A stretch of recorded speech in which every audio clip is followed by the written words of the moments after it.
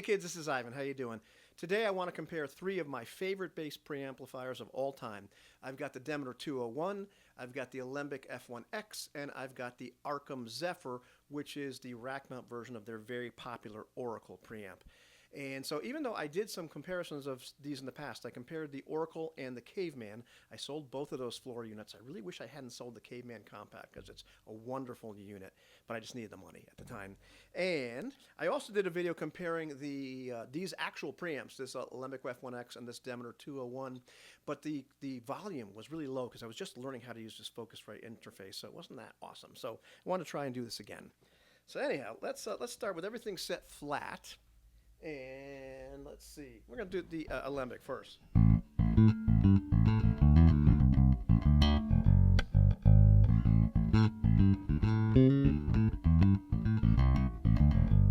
So that's the Alembic. Flat, by the way, is 210-2 on the Fender tone stack. Here's our Demeter, which I believe, yeah, it's set flat, isn't it? Okay, yeah.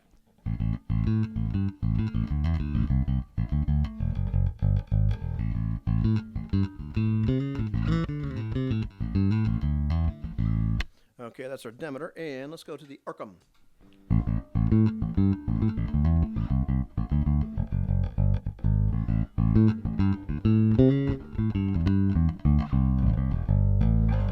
Okay, well that's that. So let's mess around a little bit with the tone controls. Now let's go with the Demeter. Demeter is the one that I used the most, during my career, which is still going on, by the way. But for a long, long time, I actually had one of these 1.5 space units, the original ones. Sold that, got a 201S, which I wish I kept. I really do. And but I sold it when I was just going all to like the really small Mesa stuff, which I don't regret. But I missed it so much, I got another one of these. They tend to sound identical, the 201S and the older 201. So I picked this up for a very good price. So one of the things I like about the Demeter is, hopefully it's not going to be too loud, I like to keep the bass control on 60 hertz. There's a 60 or 120 hertz switch, and there's also a 4K and 2K switch on the presence control. Flat on the Demeter is with the presence all the way down, and with the other ones just at 12 o'clock. All of these amps have passive tone controls. I think the Arkham might have a couple active circuits in it, but for the most part, the tone controls are passive, but they all have like really impressive range. Anyhow, one of the things is, like right now I've got the bass control set on 60 hertz.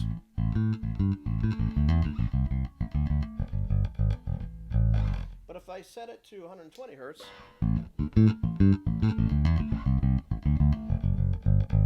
and I play the F sharp too, it sounds different. I happen to like the way the 60 hertz sounds better.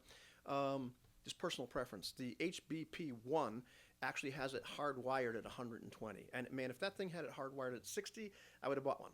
And it's still a wonderful preamp. They still make them. The parametric EQ on those things, the two bands, those are awesome. So just saying, Demeter makes great stuff. But let's turn the bass up a little bit, which is what I tend to like to do because it gets pretty beefy.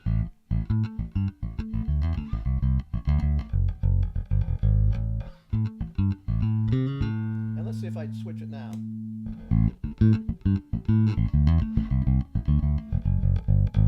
It's 120.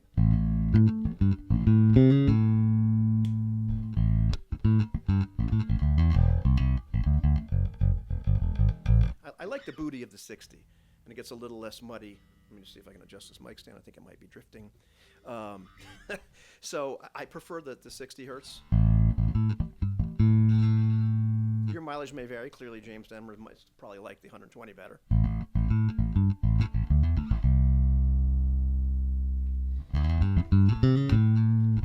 And I like to put the presence up a little bit. Let's put that down just a teeny bit. So here's a tone. And you can mess with the middle. The middle doesn't have as much range.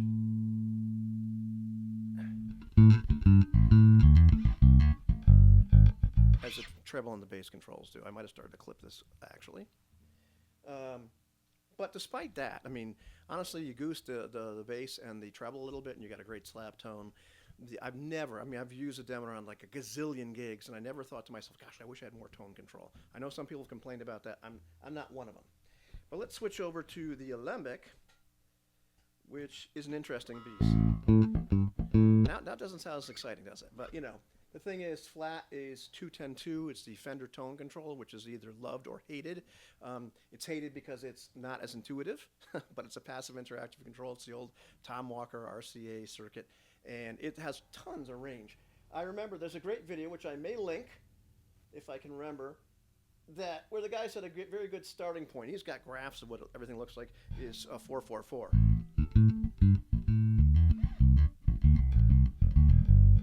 I'm not sure that's the best. The mid control, by the way, is a little scratchy. I need to take this apart and deox it a little bit.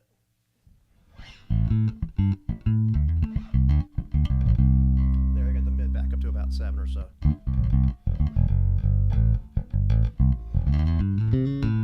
Let's slide that down a little bit. Yeah, there's a scratch.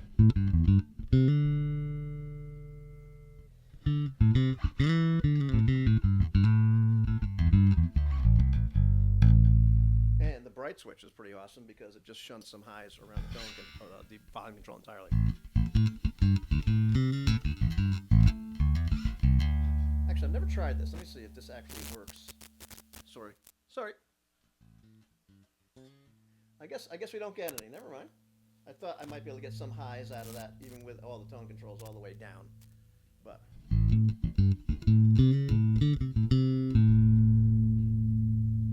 let's see.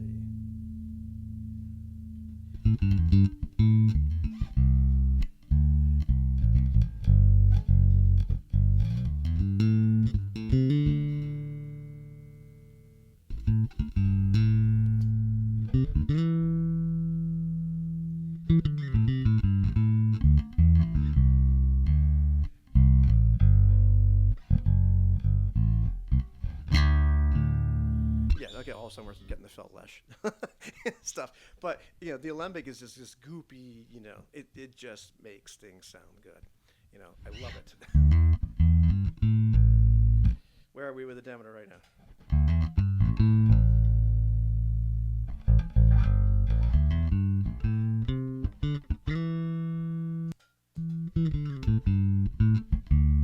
Not as pillowy as the Alembic for sure. And, you know, this is all passive. That bass control right now is on 6.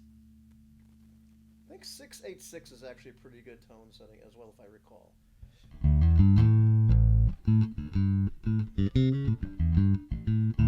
So I didn't move the bass control. I just moved the mid control. Passive interactive, really powerful, non-intuitive circuit, but a ton of tones. There's also the deep switch. Changes the value of a resistor or capacitor or something in the bass control, but it changes the whole voicing of the preamp.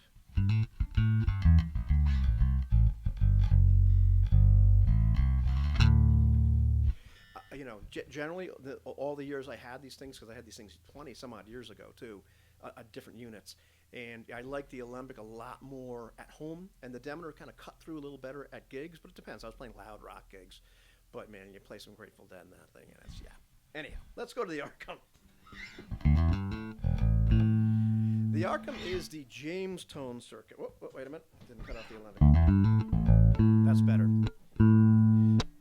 So there's the Arkham all by its lonesome with no enhancements or anything like that. It's the James tone circuit. It is kind of a B15 clone, you know, like Ampeg B15. And I like the B15 sound a lot better than the SVT sound. And they recorded a bunch of stuff with the B15. But I couldn't tell you if the mojo of the B15 is all the preamp or if it's the speaker and the whole 9 yards. Who knows? You know, somebody does, but not me. So it's start messing around with the bass a little bit.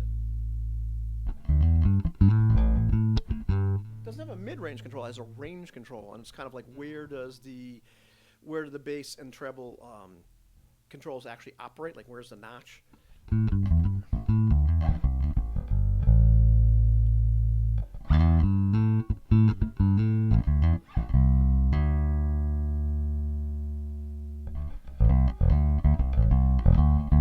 So I can get really this out of all of them. If I can, hold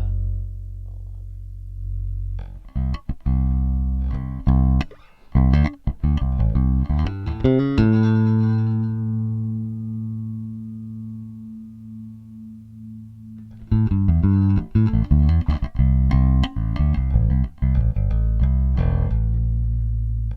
get this thing to overdrive really nice. Whoop, whoop, too loud, too loud.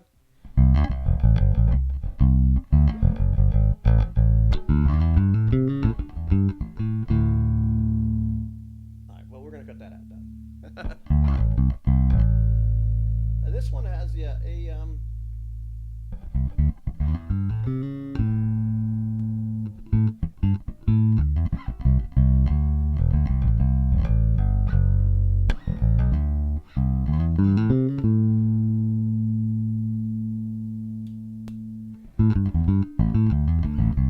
it's actually got some like mid boost switches and some low boost switches, and I think there's a high boost type.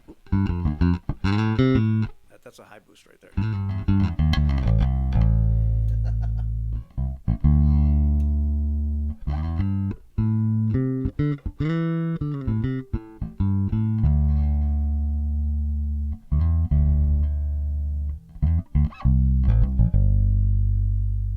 Did I stick my tongue out just then?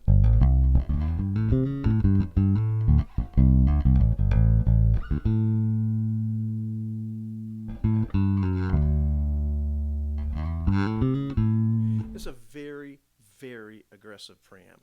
I remember I was playing a gig. I was going to sell this Zephyr actually, and so I ran some stuff so I could switch between the preamp of my Mesa, which I love. It's my Mesa D800 Plus, I think it was, and this thing. And I switched over to this, and the guitar player turned around and said, "What was that?" You know. So at a gig, very often the Arkham is wonderful. It cuts right through. So there's not like, you know. So here was Arkham after I've been tweaking a little bit.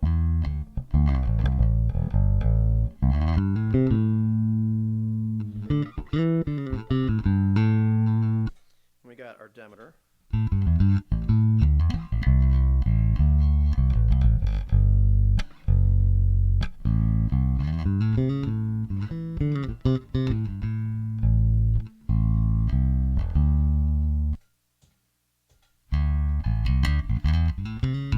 And here we got our Alembic. Let's see, do I have the deep switch on still?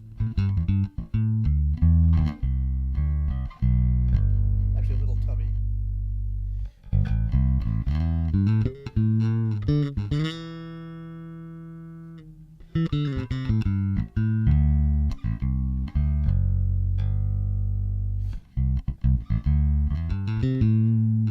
So, you know, at this point, none of these things are on flat anymore, and you're messing around with them.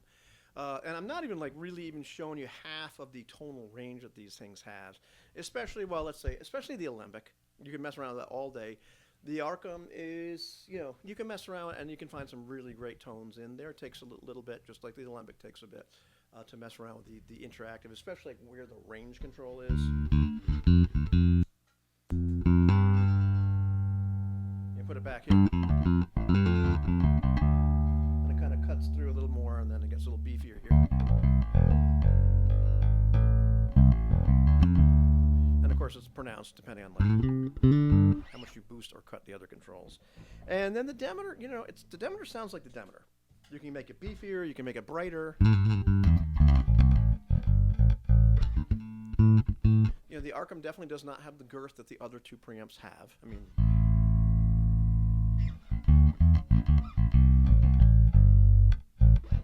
you can get the Demeter pretty girthy, although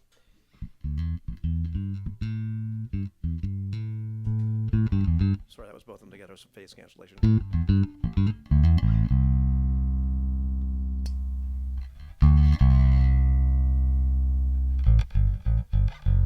You can't get the Demeter sound like that.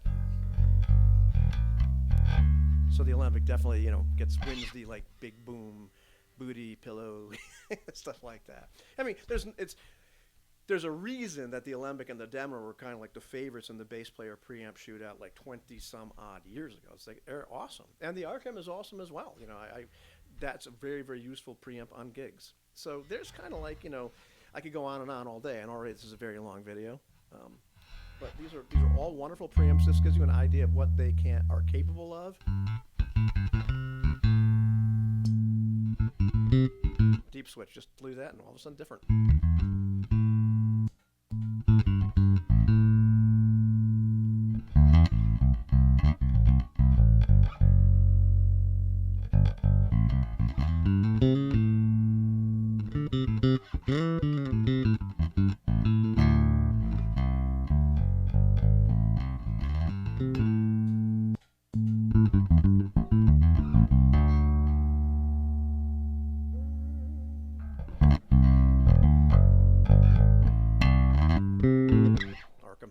So yeah, they're all really cool. They're all really different. You know, there's no clear winner for me. You know, which one would I take out most often to gigs? Well, I did take out the Demeter for a very long time, but I wouldn't hesitate to bring any of these out in the gig. You know, it really depends on what I'm actually playing. If I'm playing some really heavy stuff and I need to cut through a wall of guitars, I'm probably going to bring the Arkham. Demeter's a close second. Demeter for most music, you know, and, you know, gosh, if I'm going to play some Grateful Dead or something like that, you know, if I don't mind schlepping it out, because it's all of them are, you know, they're bigger than my head. So I'm using them as a preamp to put in my head. You know, then the Alembic is fantastic. You know, this rack actually used to have, you know, I think the Demeter single space and an Alembic super filter and my power amp, and it was 45 pounds, which is why I ended up going with the Mesa head. So I love dragging these things out because they're all wonderful. So hopefully that was helpful to somebody out there. I'll talk to you later. And this is a great Valenti bass that I'm using to run them all, to run through them as a reference point. Have a good one, kids.